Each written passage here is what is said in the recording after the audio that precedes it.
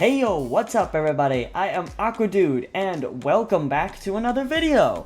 Today we'll be talking about the... Huh? What's this? Huh? Wait, hang on. Cut the music. Hang on. Need to check this out. What's this? Huh. Aqua juice.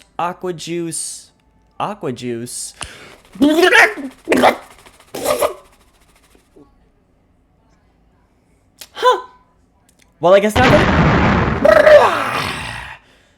Oh yeah, the juice is loose, baby. Woo! Yeah. Hey yo, what's up, everybody? I am Aqua Juice, and welcome to the Beetlejuice movie review. Hacha! What an entrance, huh? Hang on, wait. Hang on, we gotta get some music in here.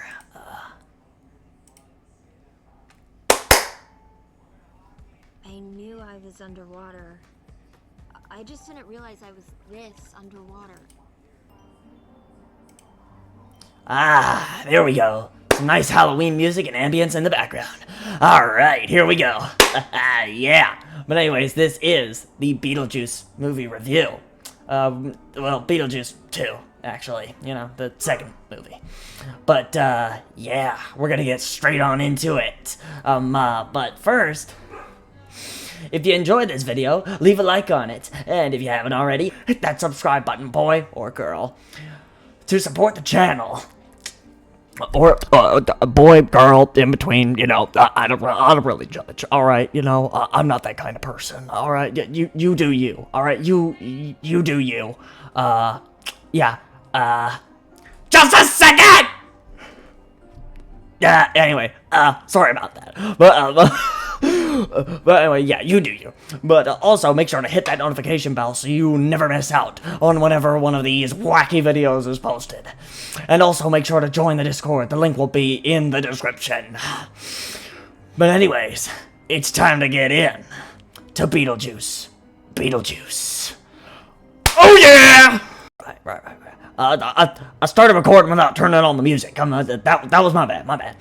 But anyways, so it starts off, we're gonna start off this movie review now. It starts off, the same way that it does in the first movie, you know, with the helicopter views of, like, the town, I forgot the name of the town, but, you know, anyways, and, you know, we get, the pan to the house, and we get to see Linda. We get to see Linda early. Yeah. Oh, for the love of... Get out of the way! Sorry about that. That was annoying. Anyways, yeah. So we get to see Linda, and she's got like this TV show, you know, something about just, like seeing ghosts, stuff like that. And you know, she's interviewing these people, but then she starts seeing Beetlejuice. She starts seeing him. He starts appearing in, like, these visions, and she thinks she's going crazy. She literally, like, mid-recording has to, in front of a live audience, by the way, she has to, like, leave and take, like, some schizophrenia pills because she's losing her mind. Oh, goodness gracious. And then her director, producer, I have absolutely no idea what this guy is, but, like a boyfriend, alright, we'll call him her boyfriend for now, because, you know, he was for a majority of the movie, pretty much the entirety of the movie, almost. But, anyways, he's like, trying to tell her she doesn't need these pills, she's not crazy or anything like that, you know, so, you know, being a sweet boyfriend, stuff like that. He's definitely manipulating her. Oh, she's totally getting manipulated by this guy. Oh, I swear. This just has, like, manipulation written all over it, if I've ever seen it before. And I have. I mean, like, I've seen a lot of movies, I've seen a lot of content. And, you know, there's always just this scumbag. You can always tell that they're just going to be a scumbag, no matter what. I mean, like, you can tell from the very beginning that they are just using the main character in some way for their own selfish goals, and, will eventually get it at the end, which he does! Which we'll get into later.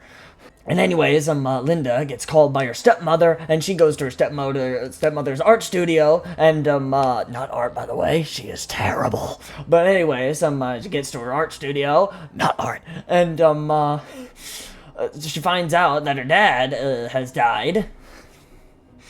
You know, he's not in it at all, and, well, I mean, he is in, like, little bits of it. I mean, like, he was eaten by a shark, okay? He had his top half eaten by a shark, and that was actually to, like, avoid some issues and stuff like that was going on at the time. But anyways, so he does appear a little bit, but of course he's headless, and ghost logic, am I right? But anyways, yeah, so he dies, and Lydia and the stepmother gotta go get ready for, like, the funeral. You know, they're gonna bury what's left of him. Because, I mean, like, his top half is eaten. So, you know, they're gonna bury what's left from a shark. But apparently, in that, like, 30-year span of time between the Beetlejuice movies, Lydia has had a child. Ooh. And then, you know, she talks to her child. Apparently her child's name is Astrid. She's like, I don't know, a college student, I guess. And, she's, played by Jenna Ortega. Of course she is. And, you know, Lydia also sees another vision of Beetlejuice while they're talking. just saying, you know, pointing out Beetlejuice in this. Just saying. But anyways, yeah. So, Astrid, is, brought to the funeral as well. They have the funeral, and they sing the song from the first movie, as the burial music, which was hilarious in my opinion. I love that little reference right there. But anyways, so yeah, the house now has some, like, the mourning shrouds on it. They're, like, in grieving, alright? They're mourning the loss of a grandfather, a husband, a father, you know, stuff like that, alright? So, anyways, yeah, so, actually, I'm in a graveyard right now. I think he might actually be here. I don't know. Hey! Hey, Charles! You here somewhere? No? No? No, okay. Okay, he's not here. But, you know, you get the point. You get the point. He's dead. He's buried. Moving on. So anyways, you know, we get to the scumbag, aka the boyfriend. And, you know, he's trying to get on Astrid's good side, you know, so he can, like, manipulate the whole family, I'm guessing. And, you know, it's like, Astrid doesn't care. She does not care at all, because it's not her father. Not her father. She just doesn't accept it. She won't accept it. She refuses to accept it. So, yeah. Alright. And, this scumbag, this absolute scumbag. Frick! Ah! Get out of here! Go! Scram! Beat it! Ugh, this is not planned, by the way. This is not planned. But anyway, so this scumbag, alright, he he decides to propose to Lydia during a funeral, during a mourning.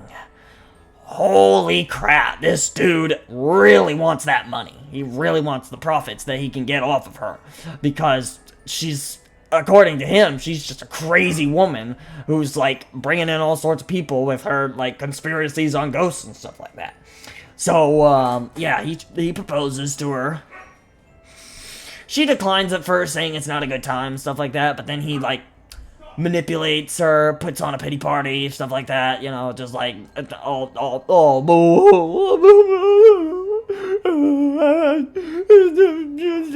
shut up, man, we all know you just want the money.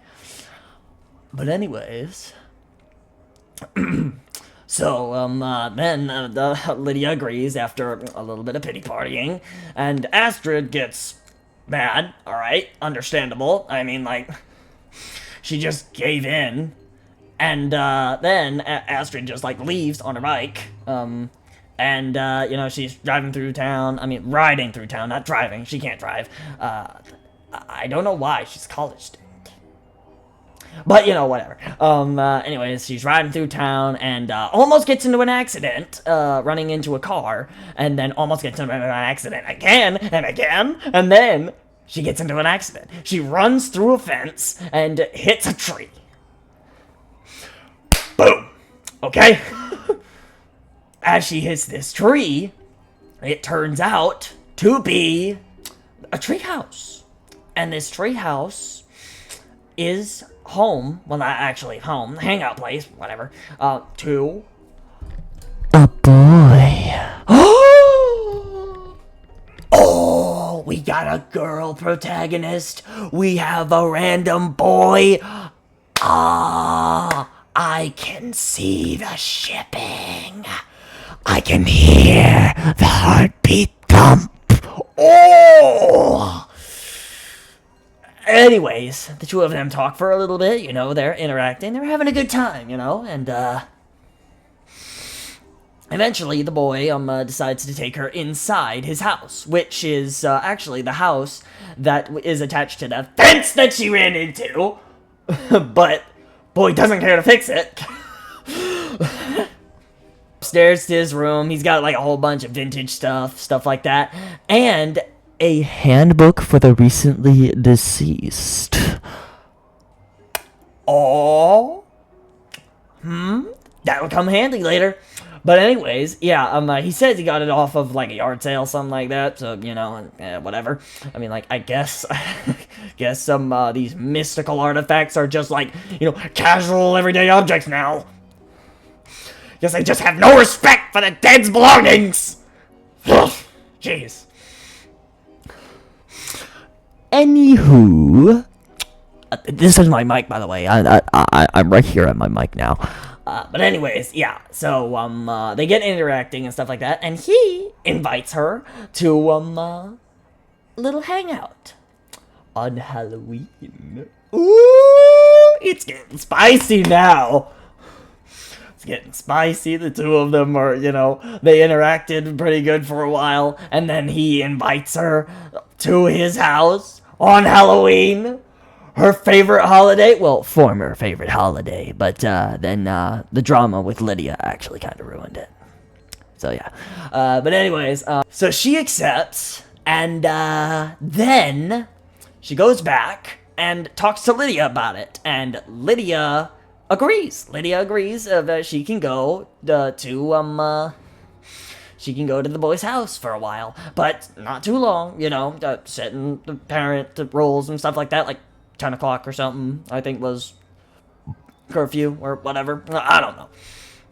But anyways, the Astrid gets there, and she's, like, in this, she's in this costume, Halloween costume, and, she gets there, and, they get to his room, and then they kiss. Oh, baby! They kiss! Oh, the romance! I knew it!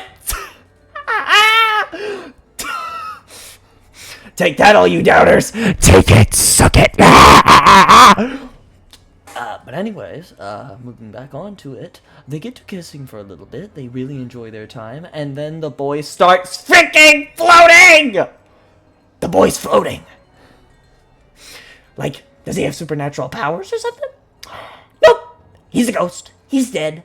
He even reveals the mark on his neck of him, like, dying. He snapped his neck. He died by falling and snapping his neck.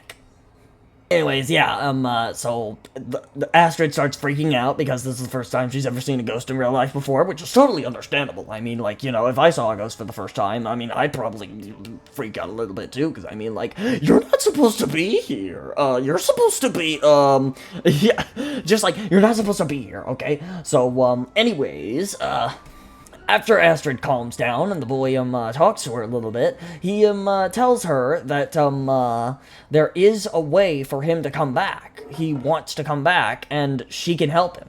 It requires the assistance of a living person.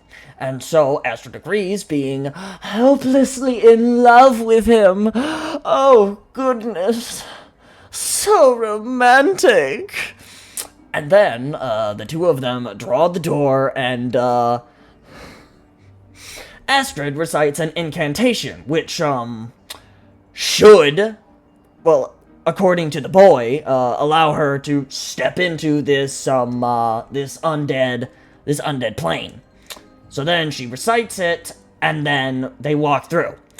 Lydia finds out that this boy's a ghost, and he's a killer.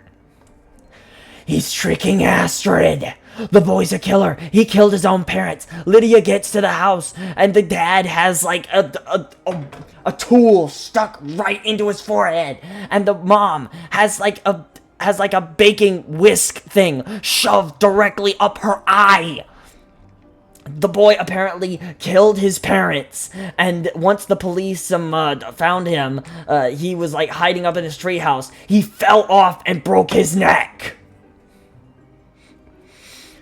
And so, Lydia has to find a way to get into this ghostly realm so that she can save Astrid from the potential threat that is happening.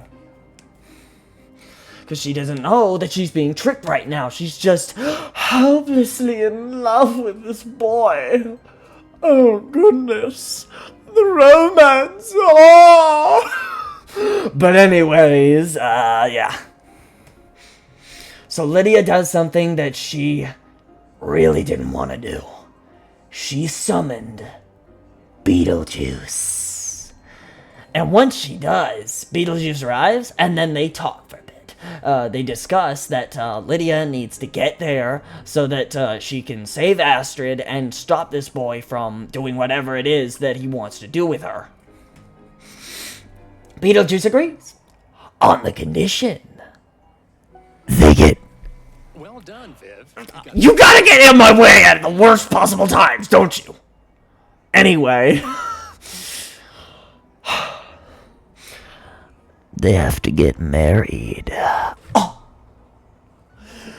Beetlejuice wants to marry Lydia exactly like he wanted to do all of those years ago. And so Lydia agrees because she's desperate to save her daughter.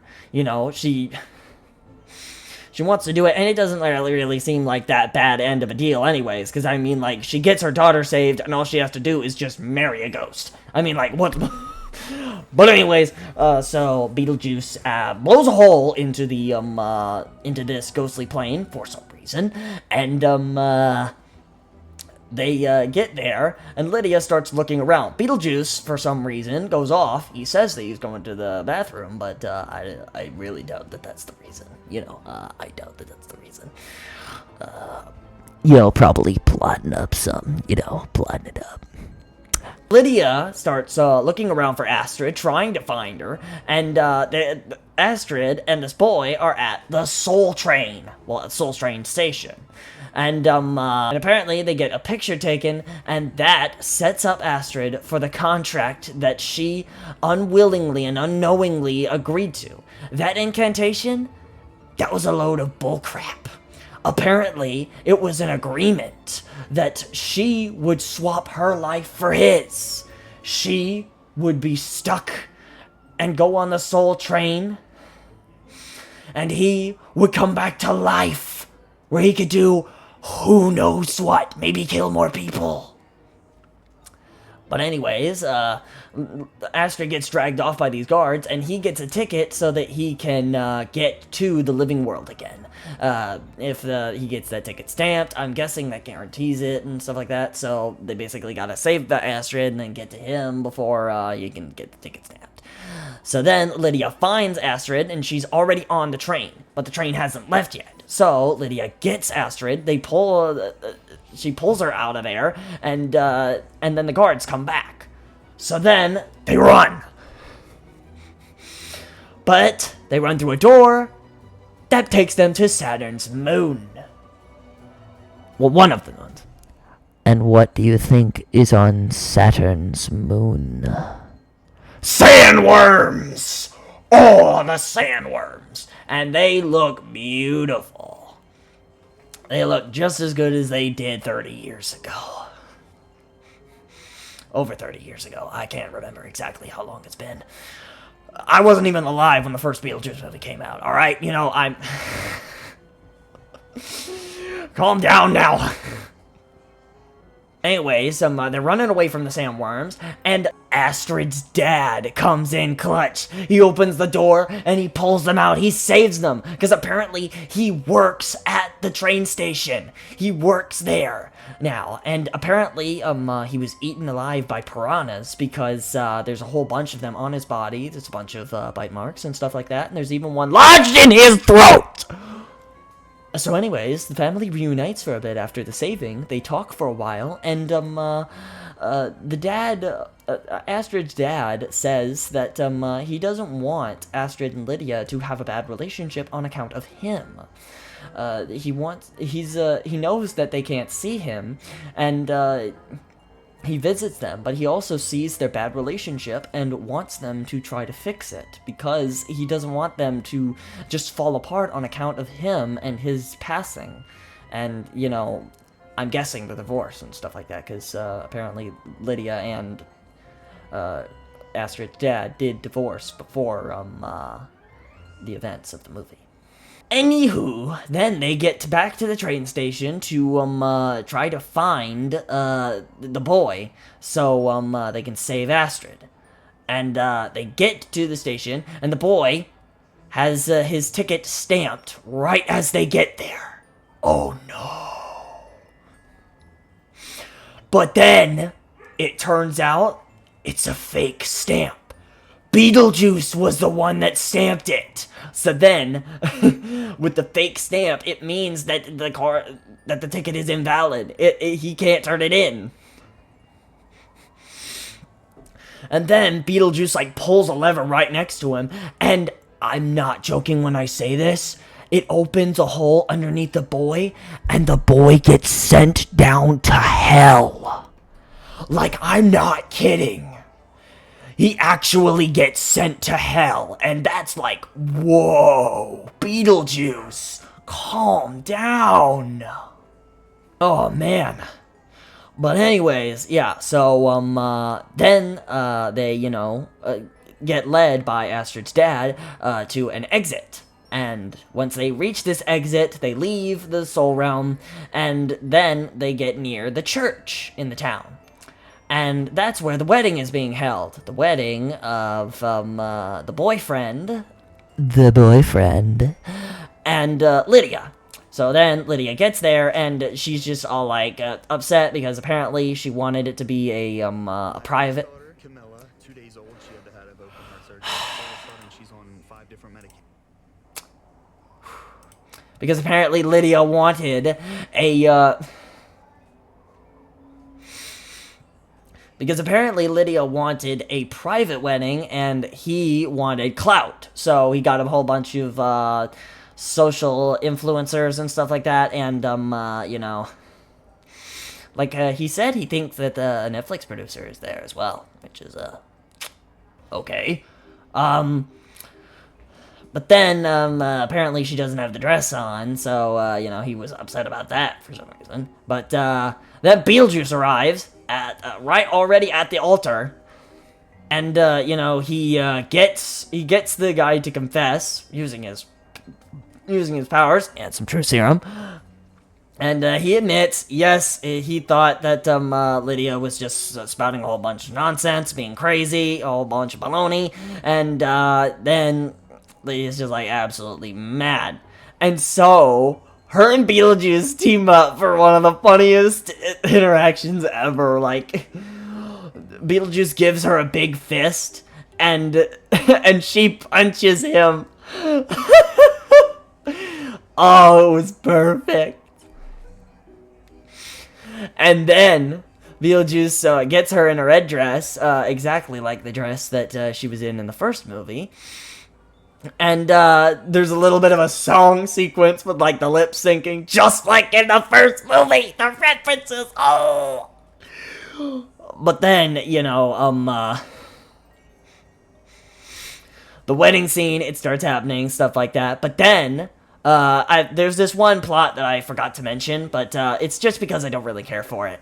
But it's Beetlejuice's ex-wife comes in right as the ceremony's, like, beginning, and Beetlejuice he's surprised and stuff, but he's already said his F-bomb whenever he dropped that boy into hell. So, whenever he says it again, it actually just censors it out. It literally just goes, bleep! That was a very hilarious one right there. It was. I cracked up at that one. Anyways, the ex-wife, she's mad and stuff like that, and, you know, she's, like, interrupting the wedding, and, Astrid comes up with a plan to stop her, and she draws, like, a little door, and a sandworm appears out of it. And Beetlejuice uses this sandworm to lure it towards, both the boyfriend, aka the producer, aka the ex-boyfriend, and the ex-wife. And then the two of them get gobbled up by the sandworm and dragged to Saturn's moon. Whew. Oh boy, I'm on a roll here. Oh, yeah. This is all in, like, one take, by the way. I mean, like, not one take. I mean, like, multiple clips and stuff like that. But I mean, you know, like, it's unscripted and stuff like that. I do my own improv, you know. I mostly do unscripted content. But, I mean, you know, I will start having some scripts in my content in the future. But for now, I'm just going to keep everything unscripted because it makes things easier. And I don't have to spend a whole bunch of time thinking and writing. Anywho, Beetlejuice tries to get the wedding back going and stuff like that, but apparently Astrid found a loophole. Beetlejuice broke one of the regulations of, like, the afterlife or something like that, and so his contract with Lydia is null and void, and so the contract disappears. It, like, burns up in his hand, and then Lydia says his name 3 times, and you all know what happens when you say his name 3 times. You say it 3 times once, you summon him. You say it 3 times again, you banish him. And so it's said, and, you know, he gets banished. You know, he's gone now. But not forever, hopefully. But anyways, then the movie ends with Lydia and Astrid reconciling, the two of them becoming mother and daughter again, bonding. Oh, family. I love love and family. Oh, it makes me gushy. Oh. And we get a little bit of a time skip sequence of, like, them traveling the world and stuff like that, having a bit of fun. And then apparently, Astrid meets a guy, another boy, and the two actually get married in this, like, little sequence and stuff like that. And, also, she has a kid. But this kid turns out to be a freaking demon spawn from Beetlejuice! Oh. But then it just turns out to be one of Lydia's nightmares. And she wakes up right next to Beetlejuice. Oh! But it turns out to also just be a dream. And she's alone in bed. So yeah. And then the movie ends. Boom! I loved this movie. It was fantastic. There's a lot of stuff that I left out, but I don't want to spoil too much of the movie. You all can watch it for yourself. I'm just here to talk about what I enjoyed in the movie and what I mostly focused on, because I mostly focused on that plot. There was a lot of, like, plot inconsistencies and stuff like that, and there was, like, a lot of loopholes and weird stuff going on. It didn't make sense a lot of the time. I mean, like, they tried, but it felt like too much at once. So I just focused on that main story that I just told y'all, and that's about it. That's about it. But to be honest, this movie was just one of those times when I just shut my brain off and just had fun, because I didn't really care too much about the plot anyways. I mean, I was just here to watch Beetlejuice be funny and all sorts of stuff like that. And every single time he was on the screen, I found myself laughing because he just... Oh my gosh, Michael Keaton really knows how to bring that character to life. He is that character. And without Michael Keaton, Beetlejuice would not exist, okay? And also the creative mind of Tim Burton, because Tim Burton is the one that wrote the Beetlejuice story of both movies, by the way. So, you know, Tim Burton, you are a legend, my guy. You are a legend. Whew. But anyways, so, yeah. And that was, the Beetlejuice movie. I really enjoyed it, and my honest, full opinion on it, it was a fantastic movie. I really enjoyed it myself. I had a lot of fun. There were quite a bit of boring parts in it, stuff like that, you know, and some awkward scenes and stuff like that, but I wasn't really focusing too much on that. I was just focusing on the fun. I'm looking at the positives of things here, you know? You're supposed to look at the positives whenever you're kind of doing this kind of stuff, you know? Because in my honest opinion, I enjoyed the movie. It was good. I mean, I'm literally wearing a Beetlejuice avatar called Aqua Juice, okay? And, yes, I can say my own name. The curse doesn't work on me. Because I'm not a demon. I'm just a ghost that looks like Beetlejuice. But yes, you can summon me by saying my name. Don't start doing that now. Don't start doing that. Do not start saying my name 3 times, because you will summon me to your exact location, and then I'll have to do whatever it is that you want me to do. Yeah, it's unfortunate. But anyways, the humor in this movie was great. I really loved it, especially Beetlejuice, because every single time he was on the screen, it was funny. It was just funny, alright? Like, every single time. I mean, like, there was serious parts when Beetlejuice was on, but most of the time, he was just hilarious.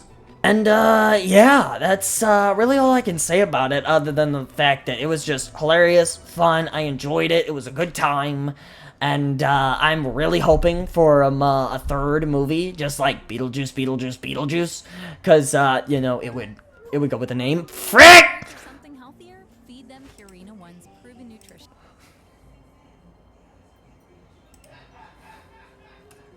Because, you know, it would go with the name, you know, and, you know, gotta keep that consistency, you know, gotta keep it. But anyways, yeah, that's, really all I gotta say. So, thank y'all so much for watching. I really do hope that y'all enjoyed. If you did, once again, hit that like button and smash that subscribe button if you haven't already to support this wacky channel, and hit that notification bell so you never miss out. Come on now, ring that bell. Ring that taco bell. Bong! Oh yeah. And also make sure to join the Discord, link will be in the description. I will also link this little background music in the description as well, because this background music has honestly just been pretty calming for me. I actually really enjoy having this background music. And, yep, that's all I gotta say. So, this has been Aqua Juice. And I'll see y'all later. I'll catch ya in the next one. Thank you, and good night. Bye-bye!